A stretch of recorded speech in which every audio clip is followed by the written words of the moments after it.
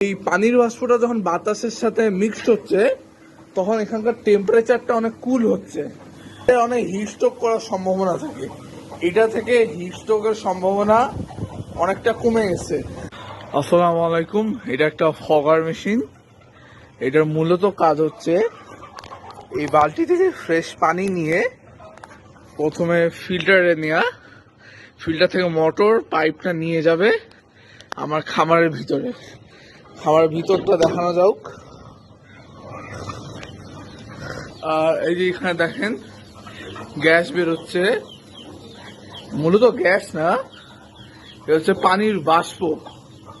Mainly আমার খামারটা তিনতলায় থাকার কারণে এখানে পর্যায়ক্রমে অনেক বেশি গরম হয়।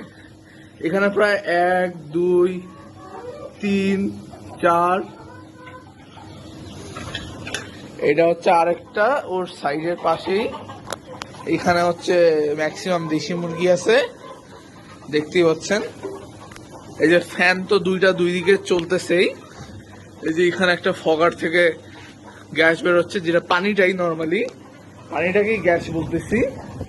এটা থেকে মেইনলি যেটা হচ্ছে, তিনতলায় ফ্যান যতই চলুক গরম বাতাস থাকে যাচ্ছে, আর এই পানির বাষ্পটা যখন বাতাসের সাথে মিক্সড হচ্ছে তখন এখানকার টেম্পারেচারটা অনেক কুল হচ্ছে।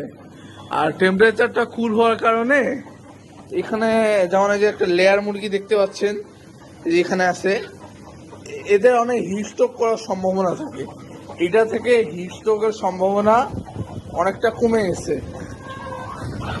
আবার এই যে এখানে দেখেন মুরগি ডিম পাড়ছে। রিসেন্টলি কিছুদিন ধরে অনেক মুরগি ডিম পারতো না, এখন সবাই ডিম পারতেছে। এই কারণেই পারতেছে কারণ এখন রুমের টেম্পারেচারটা অনেক কন্ট্রোলে। অতিরিক্ত গরমে আপনার পশু পাখি আপনাকে ভালো সার্ভিস দিতে পারবে না। ঠিক আছে, আমি হচ্ছে ফগারটা লাগাই বেশ সুবিধাই পাইছি। যেমন এখন রুমটা অনেক ঠান্ডা, আমি তো নিজেই আছি, বেশ ঠান্ডা আছে। আরেকটা ফগার নিছি, এই ফগারটা এখন ইনশাল্লাহ গরুর খামারে লাগাবো। আসসালামু আলাইকুম। আপনাদের যদি ভিডিওটা মনে হয় যে কি কাজের, আপনারা শাকিল ভাইয়ের কাছ থেকে ফগারটা কিনবেন, ইনশাল্লাহ আপনারা লাভজনক হবে। আসসালামু আলাইকুম।